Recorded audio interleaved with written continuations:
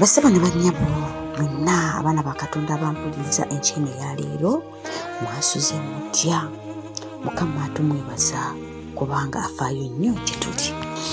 Sabbiiti yaffe eya leero ng'ennaku z'omwezi 11 omwezi ogw'okubiri 2025 tulitandise kota yaffe ey'okuna nga tuli ku sabbiiti yaffe ey'okubiri. Sabbiiti ewedde twalaba omusumba waffe omu mu Seventh-day Adventist asangibwa mu Brazil, Pastor Kasi, eyalina omulimu gw'enjiri gwakola ng'akola okuyita ku floating church oba ekkanisa esiyiriza ku mugga Amazon. Ne leero omuntu agenda kutunyumiza emboozi eno ye musumba waffe Kasi, ng'ate omulimu guliko omutwe ogugamba eyasonyiyibwa wamu n'ow'enviiri. Omusumba agamba nti byagenda okutunyumiza oba okututotolera bikwatira ku floating church eno eyitibwa Hope of Amazon, nga nneeno ekolera omulimu gw'enjiri okuyita ku Amazon River mu Brazil. Era agamba emboozi kyagenda okutunyumiza mwana wange ekwata ku bantu abo abaawaayo obulamu bwabwe okuyita mu lyato erya floating church. Omuntu kwaba abeewaayo okuyita mu lyato lino ayitibwa Jaira. Akawungeezi akamu Jaira yalaba nti abantu abaali batambula nga bagenda ku lyato era liritukula bwe ttukutuku, ng'ate bwe yabeetegereza yalaba nga balinga abagenda mu lukuŋŋaano. Abalaba ali mu lutambula lwe gwe bayita ka evening walk. Ti bw'abalaba mwana wange naye n'asalawo abeegatteko agende alabe kiki ekibayeeyo mu floating church. Tinga abagasseeko bayingidde mu floating church mwalimu hoolo. Hoolo eno yalimu obutebe. Agenda okutunula almost nga abantu nga 15 bamaze dda okutuula. Naye Mukama amwebaza nti yalengera akatebe akaali tekaliiko muntu n'atuula okwo. Jaira naye anyumya emboozi nti nno yatuula weewaawo yali tamanyi bigenda mu maaso. Kale omusumba oyo wa floating church Kasi yajja n'abuulira nga ne kyeyali abuulirako kwali okusonyiwa. Jaira agamba ekyokuyiga ekyokusonyiwa kyamuleetera okuddamu okulumwa mu munda we, kubanga yali yagezaagezaako n'atambula mu makanisa agawerako anoonya engeri gy'ayinza okusonyiyibwa, nga nabano nno abakulembeze baali bamumazeemu amaanyi tebamutegeezezza nti ekigambo ky'okusonyiwa ekyo kibi ekitasobola nno kwerabirwa. Era bw'atyo bwe yali akitutte naye ng'alumwa. Agamba kyajja kitya okulumwa munda we. Tedda bwe yali ng'ali mwana muto munnange yali akozesa ebiragalalagala. Kali waliwo omusajja omu eyagenda n'atta muganda we. Kale agamba nti yawoolera era n'agamba wanudde ndimutta oyo yatta muganda wange. Jaira agamba ate omulowooza teyakikola munnange nti yatta omuntu. Agamba bw'amala okumutta bannange ekintu kyatandika okumulumiriza munda mu mubiri gwe mu mmeeye buli wamu nga agamba kati aweza emyaka 32 naye yeetaaga okusonyibwa olw'ekintu kye yakola okutta omuntu. Emboozi ya Jaira agamba nti munnange okugenda nno ku floating church akawungeezi ako yali ku bibye, era ye teyali tamanyi nti ayinza okufuna obubaka obw'okusonyiyibwa. Yeebaza Katonda era musanyufu nnyo. Ekiro ekyo yategeera nti Katonda asobola okusonyiwa buli kintu kyonna, buli kibi kyonna. Era kino kyamuleetera obutaddamu kuyosa kugendanga kuwuliriza obubaka ebigambo ebirungi musumba bye yali ayogeranga. Bannange Jaira agamba oluvannyuma lw'okuyigiriza munnange yawulira ng'atoolokose era n'asalawo n'awa Mukama omutima gwe n'abatizibwa. Tugamba tutya abooluganda?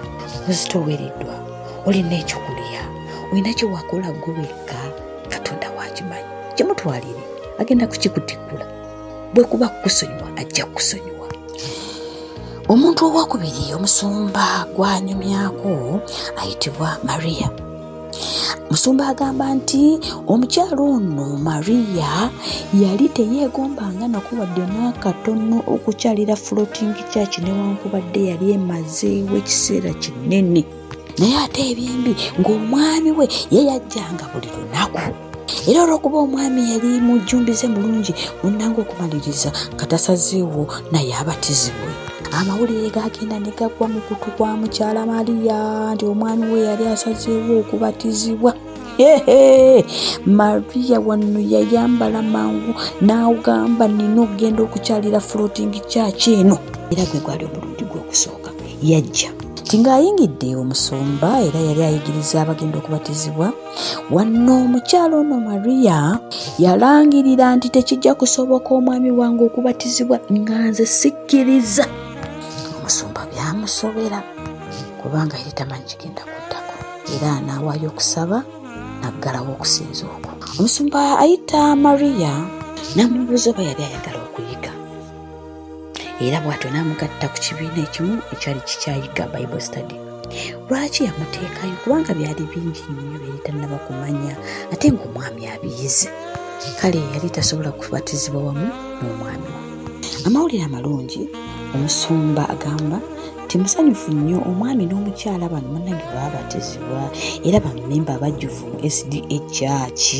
Bategeera Katonda era bali active nnyo mu kanisa yaabwe eya Amazon. Bannange mulabye engeri Mukama gy'akolamu omulimu gwe gw'enjiri. Tetukowa kuwaayo mu baasaaza faawo kubanga ezo ssente zezikola ebintu ebyo. Omusumba atottola omuntu we owookusatu gonno ye mukyala Gesiene.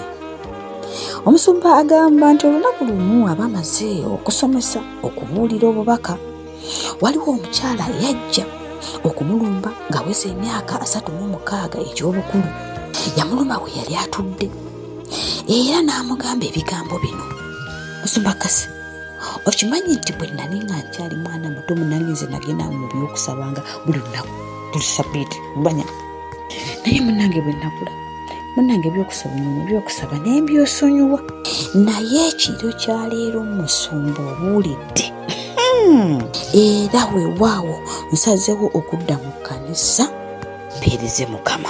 Amawulire gano gaasanyusa nnyo Omusumba Kasi era ne yeebaza The Floating Church. Katonda agikozesezza okusembeza okuzza abantu eri Kristo.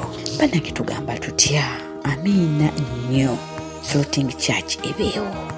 Omusumba Kasi atottola emboozi y'omuntu we owookuna ngono naayitibwa Paulo. Emboozi ya Paulo Omusumba Kasi aginyumya bw'ati ti Paulo mu bulamu bwe yali tagendanga nako mu kkanisa. Newankubadde nga kati abuze emyaka 6 egy'obukulu yali takikolangako. Si ekyo kyokka yagaananga ne mukyala we okugendanga simanya kusabosaboosa. Era kino kyatuuka ekiseera omukyala we n'anoba. Lwaki? Anti buli yagendanga ku kanisa okudda ewaka wabangawo entalo kulwana kulumba. Kale bw'atyo n'asalawo anobe kubanga yali amaze okukitegeera nti omwami we Paul ebyokugenda ku kanisa taligendayo. Omusumba Kasi ne ttiimu ye baayagala okuyambako omukyalo ono era bwe batyo kye baakolanga baagendanga ne bakyalira ku mwami ono. Ne batuukayo kye baakolanga tebaanyumyanga byefaananiza kkanisa wabula ye omusumba ne ttiimu ye baayogeranga ku mbeera ez'obulamu obwa bulijjo ne banyumya ne byeyayagala. Gamba ng'ebyokuvuba. Yali musajja omuvubi ow'amaanyi. Omusajja ono Paulo yali abeera ku lusozi. Kale oluusi tekyamubeereranga kyangu kyakukkirira na kwambuka olw'emyaka. Omusumba Kasi agamba bannange oluusi yabasindikangayo n'abasala enviiri anti bambi enviiri zaakulanga ne zisakaatirira omutwe gwe ng'atiisa n'okuteesa. Bagendanga ne bamulongoosa n'omusalako enviiri. Bannange ebintu bino byaleetera namukadde ono Paulo okukkirira olusozi ajje awali Floating Church alabe abantu bano be baani bano abatwala obudde okumulowoozaako. Omusumba Kasi agamba omwami ono namukadde ng'atuuse ku kanisa Floating Church yasooka n'amuwa akafumito haga si ye yekka wamu n'abo be yali aweereza nabo bannange nga musanyufu olw'okumwagala. Musumba Kasi agamba mulowooza onamukadde teyatandikanga okujja buli kawungezi okufuna ebyokuyiga. era amawulire amalungi mumanyi nti nno namukadde munnange yamala nakkiriza n'abatizibwa wamu n'ab'omulungi ye. Bannange tetulekaayo kukola bulungi kubanga nayo kyo mulimu gwa njiri. Era kyobalaba omutwe gwaffe gwabadde kugamba eyasonyiyibwa y'oli eyatta omuntu n'ow'enviiri yono namukadde w'emyaka 9 yawaayo obulamu bwe era n'abatizibwa era kati mu adventi n'ab'omu maka ge bonna. Essanyu n'essanyu eri omusumba Kase olw'eryato lino Floating Church bannange lisobodde okuleeta abantu eri Kristo. Weewaawo kyali kirabo ekyaweebwayo mu 2016 ekya Sabbath School. Akwebaza atusaba twongere okumusabira olw'obuweereza kubanga The Floating Church ekyakolera ddala ne sabbiiti ejja tosubwa Floating Church byekola n'ekirala ku baasaayo tuwerabira okuteekamu. Webale nnyo mu advice. Mukama akikubalire. Happy Sabbath.